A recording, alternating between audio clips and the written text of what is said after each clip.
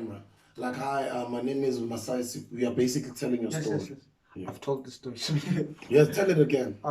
So my name is Masai Sepuru. I'm a creative. I'm an artist. I am a set designer for theater. I'm an art director for film and music videos. I'm a writer for theater and film, and I dabble into music now. Uh, and yeah, if my work has been in many theaters in South Africa and global, it be whether I'm writing it or designing it. My set designing, I've designed shows in State Theatre. I've painted shows like The Color Purple. It was in Joburg Theatre. I've painted Sophia Town, Fela Kuti, and the Queens. So yeah, I mean, I think I communicate through art, visually and through performance as well, you know. And when you see my work, you automatically are engaged in the ideas that I'm trying to express, you know. Um, yeah. So um, I'm from Limpopo. The unfortunate thing about Limpopo is that there isn't a theater, and yet it is one of the biggest provinces in the country, And then thus I found myself in Gauteng, which is weird because in Gauteng, just in Joburg alone, you can walk from Maki Theatre to Joburg Theatre. Just the availability of these spaces, you know. So that's why I'm here. I'm here to express myself through art, and um, I wish to take this talent globally. Uh, as I've already performed poetry in Sweden last year. This time actually it was an incredible experience, and it was amazing because even though I was performing my songs in Sepedi, it is the way they were performed and the honesty in them uh, that was received. I had um, one of the greatest reviews whilst I was in Sweden. And if I can be received in another country, imagine what will then happen once I start to like expand in my own. It was an incredible experience. Also with poetry, I transform my poems into plays. My poems are not limited to page or limited to me performing them alone. I have other people who try to uh, not try actually like who have performed my poems, and we've created amazing works with poetry, and we've transformed them because when you're reading a poem, you're getting it as a poem, but when I transform it into a play, you appreciate it more as something else. And then there's also music involved in that process.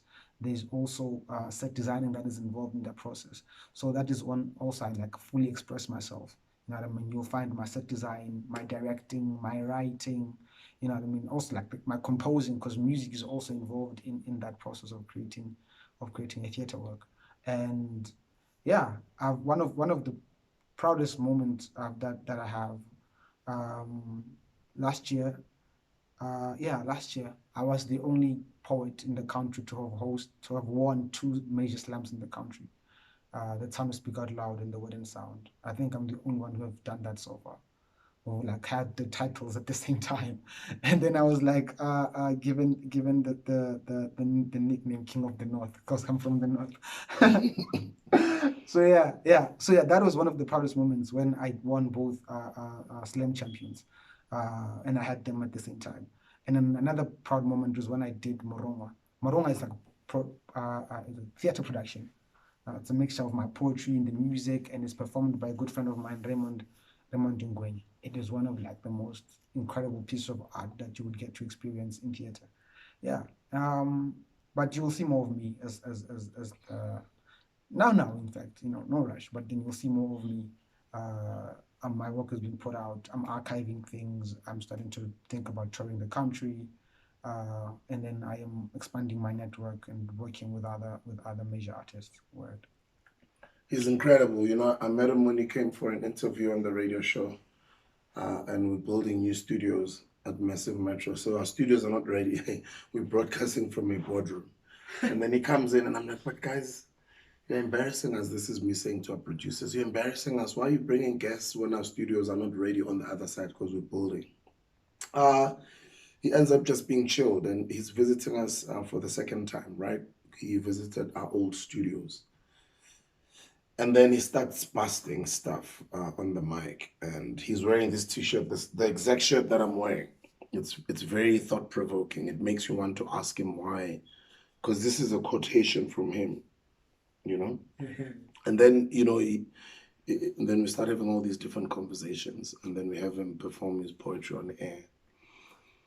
And then I start seeing that, you know, from the last time, even this other time that we're having him again, he just doesn't do his poetry. You can tell that he gets into the spirit. He's guided by the spirit. And he mixes poetry with music. And then I asked him a question on the radio. I'm like, so do you record music? He's like, yeah, no, I perform music with my poetry on stage, but I have not really seriously recorded professionally, but I've done it in J. And I'm like, serious? I'm like, haven't you done even like one song, like professionally? So it's like, yes, on stage, yes, in form, but I haven't done it formally, seriously. I'm like, bruh, my album is done. I'm finishing off my album. Actually, let's go to the stew tomorrow. I think this was yesterday, or day before yesterday. I'm like, on Thursday, come through, let's go to the studio. And then that's what brings me here today. And we've just created our first song together. And I'm really honored because I have a gift of realizing talent, right? Just like the person that's holding that camera now, the people that are in this room. I'm able to recognize talent and I'm able to want to work with them. Some have helped before by just my contributions in working with them. Some have also helped me quite a lot. So when I see a person like him, I kind of feel poetry plays a very important role in creating dialogue in any society. And what I love about poetry, just like what comedy is that you can challenge and speak truth to power, and you can tell stories, and you can gather people around. And what I enjoyed from him was that he does it with his music, and that's what intrigued me. And I kind of felt, I feel he's a voice for the future. I feel his work is going to go global and international, and I would like to play a role in being honored to work with him in music, because I kind of feel people like him end up becoming greater, or they're even greater than they think they are. And when you're a talented person and you're a creative, I think you mustn't box yourself and call yourself that. You know, I'm a producer or I'm a vocalist. Yes, that's fine, but you're creative, meaning you can create and you can express yourself through vocals, through producing, through dance, through sculpturing, through art, through acting, through singing, through rapping, through all these different things, right? Other people come up with great ideas and they create products and brands and drinks and clothes and all these different things, you know? Yeah. So I kind of had that mindset when I was saying to him, hey, bro, like, I think you've got some amazing vocals. Because while he was doing his poetry, I paid attention to his vocals, and I could tell that there's something there. It can be harnessed even more, and he can shock you and even end up becoming a musician more than he is a poet. And in a couple of years down the line, people know him as a musician, and then some others end up getting shocked, or, oh, he started out as a poet, you know? Yeah. And that's the conversation we had 2 days ago. So thank you, bro. Yeah, thank you for having me. Yeah, thank you. So where's your future going? So because I'm writing films, I want to produce films that are competing globally, but also they are from South Africa. You know what I mean? And not just out of empathy like Akshem, Africa. No, like it is legit worthy of a global stage. The contents that I write. Same with the poetry and the theater. You know, I want them to be competing in global stages, in Broadway, in New York. I want them to produce in all those theaters in England, because I know my art is worthy. You know what I mean? It just needs the right ears and the right eyes. I know, like, I have that potential, and I've seen what it does to the audience that have experienced it. You know what I mean? So it's only a matter of time before some, by the grace of God, the right eyes will see it. You know, so the work is already being produced. The poetry is already being written. The only thing now that is the first domino that needs to be pushed is the right people to see it. You know what I mean? And I do not at all doubt the quality of the work that I put out. If the one thing that I'm confident about is the work that I do, and it is just genuinely, and this is not even Hebrews, it's not ego. You know what I mean? I think I see myself as a humble person, but at sometimes you have to acknowledge what you are gifted with and what you have. You know what I mean? And I have acknowledged it. I'm not saying that there isn't room for growth. There is a lot of room for growth.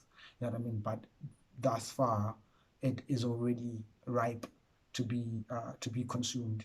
You know. So the future also for me, it is. Um, there are a lot of other artists that also look up to me, other poets that look up to me. You know what I'm saying? So I'm trying to also rail them along, because I personally have worked with great talent. You know what I mean? And I'm a firm believer in sharing the pie that I get. You know, and so it's I see I think a huge um I don't want to see myself like to consider myself like a guru, or I don't like that, position, but I also see having that position. You know what I mean? Not because like I desire to lead or to rule people, but inevitably because of the energy that I have, people tend to want to work with me. You know what I mean? And that is something I cannot avoid. I think it's in my music, it is in my poetry, it is in my theater. The work that I do tend to connect people and people to connect with me, and that it will inevitably create massive productions, massive films, and now music. So if I am truly to do music, which I will, it is I am. which I am. If when I'm doing music, like my work, like my other work, poetry, it is inevitably have to hit a global community. Uh, it's like it is fair to succeed in your own community, in your own spaces. You know what I mean? But people, this story is more important. Our stories are more important, that they need to be heard somewhere else. They can change lives somewhere else. I've seen it firsthand. I'm not making it up. I've seen it firsthand when I was performing in Europe. You know, because obviously when I arrived, I was like, are they even gonna understand? You know what I mean? But because of the quality of the work that I have and the quality of the work that I produce, it touched people. I had people for the first time cry in the audience, and then it was an interesting feeling, to have so much power with just poetry. It was just vocals, just singing. You know what I mean? For a good 2 minutes before the poem starts, just engaging, singing, and getting into it, and you see the emotions of different races. Singing like how? Singing like you've seen how I did in your studio. Do it now. Let's hear. Let me see. So this is one of the intro of one of the poems called Chaos. So this is just an intro. So it's not just for the audience, also for myself, because I know the kind of work that I'm gonna present, and my body and my spirit needs to be ready. So these songs help me to tap into that space. So when I present it, the poem doesn't overwhelm me. I don't know if it makes sense, but it makes it works for me. So when I do that, I know the weight of the work that I'm about to put out, and then the songs help me, so I do not drown in that work. So I would perform a song like, Timang, timang. Timang yo, timang iyatuka, iyatuka ndlo. Timang yo, timang iyatuka ndlo. Timang yo, timang yo, timang yo, timang iyatuka. Timang yo, timang yo, timang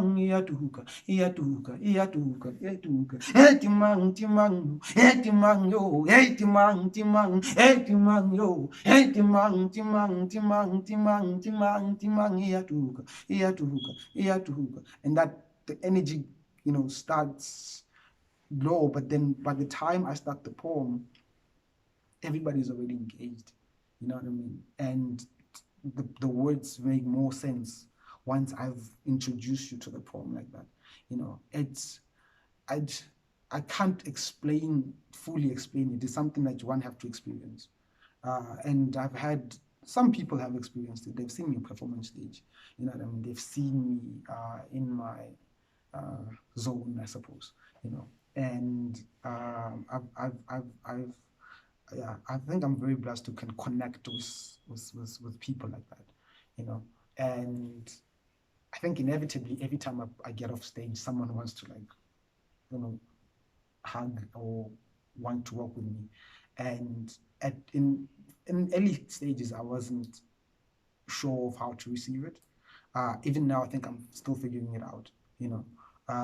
But it is something that I suppose I am blessed with, and I need to then uh, see that I do not do an injustice to it. That is great, and I'm glad that you recognize your gift, but you're very humble about it. Because a lot of us gifted creatives, we turn to bask in our own pride as opposed to giving the glory to God. Yeah. And acknowledging that the gift comes from Him. Somewhere, yeah. And it needs to be carried with humility and responsibility. Yeah. So I pick up from you that you understand that. Now, as we close it off, I know we've been speaking for quite some time. We've just recorded a song. It's full of harmonies. It's a very spiritual song. I would like for you to share with our audiences what the song is all about and what do you mean on the vocals of the song. So yeah, the song, like I said, I'm from Limpopo. So most of the stories that most of the poems that I write are, from my experiences, and surprisingly, even my experiences tend to relate with other individuals, because you do not live alone in a bubble. So my being from Limpopo, we are robbed of so many opportunities. You know what I mean? And it doesn't know justice now to point fingers, though there are people that rightfully deserve that to be criticized, but it doesn't help because we know the country and the politics and all that. So the poem and the song and the poem, it is about that. It is about having to take it upon oneself to if I'm going to make it out, it is on me.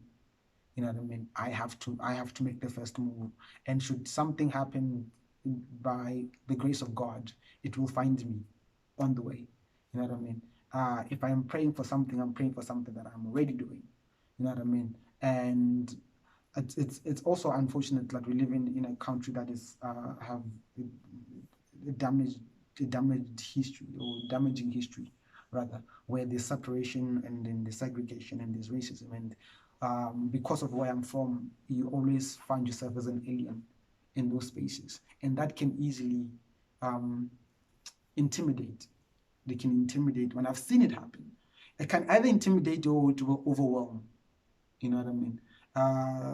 For instance, for example, as I'm having a conversation with you, I'm having a flashback of a few years ago. You are on my screen. You know what I mean? You on the television. He was, so this feeling can overwhelm someone. You know what I mean? This feeling can also intimidate someone. Or in this case of the song, it can inspire someone. You know what I mean? It can, I've done all the things that I've done and I've arrived here. And this shows that, Me and my friend, we have this saying, when the going gets tough, it's sort of our mantra, or our philosophy is called, it's not called, but it is the right direction. You know what I mean? Every time something happens, I always remind him that, but we are on the right track. We're on the right direction. It's not about speed, it's not about favors. It's just something happened along the way where you feel like this is the right track, because direction is more important than speed. You know what I mean? And another mantra that me and my friend do, two of them, is new problems. Is That is like the one most important thing that in my life, is that I never try to pursue a problem-free life, because that is an illusion. The best thing you can do for yourself is seek a life with problems, but the problems that you decided for yourself, because the universe will inevitably give you problems. You know what I mean? The universe does not allow a vacuum space. If it finds you problem free, to give you another problem. But if you find you with the problems that you created for yourself, it will leave you as you are, and it will, like, this guy is busy surely, and then it will leave you. Even if it gives you problems, you're too focused on the thing that you're supposed to be doing. You won't notice, other things, and you only work on yourself. So it is a false, and very um, it's a very dull way of looking at life, to try to find a problem-free life. You know what I mean? Me venturing into music, that's a new problem. Now I'm thinking about voice warm-ups. I didn't think about it yesterday. Now I'm thinking about it is a problem, you know what I mean, that I created, that I find myself in. And should God or the universe find me, is like, he needs to find a vocal coach.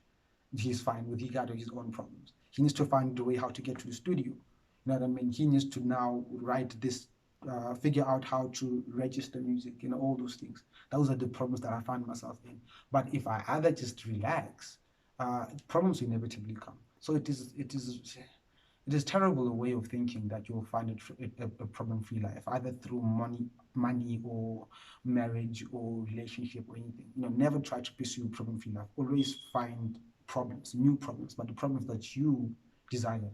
You know what I mean? I don't think, like, it could have been easy to have more fire. That was a new problem, because now you didn't consider how plastic age. Now you must thinking, like, wait, how long must more fire be in the plastic before it is still consumable? You know what I mean? You just thought, I want the drink and people to drink. Now when you arrive there, it's like, but what about packaging? What about wholesale? What about those problems that you didn't think about, but you've created them? You did not allow a vacuum, like, then the universe will just give you other problems that are necessary. You know what I mean? Because it doesn't allow a vacuum. There is no such thing as a problem-free life. So the song Kiasepedi, Yes. it harmonizes, and then it talks about Hokitima. Yeah. And it talks about opportunities that are They're hidden here. or maybe they are hidden. Yeah, they're hidden. Yeah. Maybe you can elaborate. Yeah. So it is about, like I said, like, when you arrive into spaces that you are not from, you know what I mean? People already have their own friends and their own connections and their own, and I can't blame them for that. You know what I mean? But at the same time, I have arrived, and this is I want a piece of the pie as well. You know what I mean? And you need to, like, one of in the song, there's a poem that says, they will ask you to be at the door just to clean your feet. You know what I mean? Because of where you're from, you're gonna clean your feet for a good 5 years. You know what I mean? But whilst they're inside, they're eating. You know what I mean? So they're protecting their own. They're protecting their own networks. But no one is going to do you a favor. You have to, you have to be there. I'll tell you a story that actually involves you. So I have a friend, Hope. Remember Hope? I came with her to the studio. Oh yes. So then the week before I was supposed to be, in your studio, and then COVID happened, and then the president said we shouldn't have those spaces, and I got a call from your producer says, "Can you do them on the phone?" and you saw him on stage. It's like, but this is not the same. Fine, I'll do it because you know what I mean. And I did the poems, the same poems, on the phone, and but deep down I was like, nah, this is they need to see it. You know what I mean? They need to see the thing. And the week after you called Hope and she could come. Hope is a close friend of mine. She told me like, I'm going to be like, dude, I'm coming with you. Like, but I'm the one who's gonna be. I don't care. I'm coming with you. You know what I mean? And then that's what the song means, the Raki team. You know what I mean? And I found myself in the space with you, and Hope was doing. I was just chilling there. But my energy. And Hope was doing a thing and she killed it. Yeah, and I'm chilling there. But my energy, just by my presence being there, you kept looking like, but you're busy with Hope. You know what I mean? And I had already achieved what I wanted to achieve. You know, by just being there. You know. And then you took notice, like, wait, who are you? And then I explained, like, guys, you had me on the phone the other day. And you're like, you don't have the face for the poems. Like, your face does not have the, like, come the other week. And I was like, this is why I'm here. I could have stayed in my flat and just go. You know what I mean? And even had it not happened, I would have tried. I would have tried to be there. You know what I mean? I had my shirt on. I'm sure that you wearing, and you read it just like that, and I'm like, miss. And then weeks later, you have me in your studio, and I told Soli, I came with Soli, it's like, see, it's a plan. Watch me in a week's time, I will be in his studio. It's actually in less than 72 hours. Whoever saw now. It literally happened like that. And I mean, that's what I keep saying with the right direction. Like, you do things that you find it along the way, and you're like, this is it, you know. I wasn't planning to tell you about this so soon, but now you know. I just like when I performed in your studio, in the boardroom. Yeah. I already had planned all this. It's not, I mean, as much as it is by chance, but it is also by great and sheer willingness and God. You know what I mean? And I'm forever grateful for that. The name is Masai Sepuru. Remember the name, Masai Sepuru. Remember the name, guys, Masai Sepuru. He's going to be making your country proud, your continent proud. He'll be making Limpopo proud because he's going to be killing it all over the world. He'll be exporting our local talents to all over the world. He writes film, he directs, he's a theatrical participant. He designs sets on stage, he sings. He's a poet as well. He's a writer. He's a painter as well. And that is incredible. And I would love to introduce Masai one day. It'll happen to a friend of mine who's based in Oslo, in Norway, in Europe. She is also a gifted spiritual artist who comes from South Africa, but she's based outside. Her name is Nomzi Khumalo. Google her, Nomzi Khumalo. Her voice is like, I don't even want to say she's like Nina Simone. It's those types of voices though. But she's also a painter and an artist and a poet. And it's so incredible that I've got an opportunity to work with this amazing young brother. I know he's got a great future, and I can only be glad by playing a role in assisting him in whichever way I can to realize that dream. With or without me, he's getting there. I'm just excited that I got the opportunity to work with him. Actually, I'm excited that I got the opportunity to be the first musician to work with him. And I don't want to take all the glory because the person that makes the magic happen when I've been doing music is my partner in this album that I'm working on. And he's also an executive producer for the project. He's also a producer in the project. And his name is Trampope. So the fact that myself and Trampope and the team that you guys might not see who does not participate in the musical creation, but whom are capturing these visuals, they're in the studio inspiring us, giving us that, you know, oomph to keep going and make this great music. I would like to acknowledge them as well. So to a great future for Masai Sepuru, and hopefully if God allows, myself and Trampope will participate in helping this brother record his first musical album. And I'd be more than honored to be a part of that. Yeah, remember the name, Masai Sepuru. Remember the name, Masai Sepuru.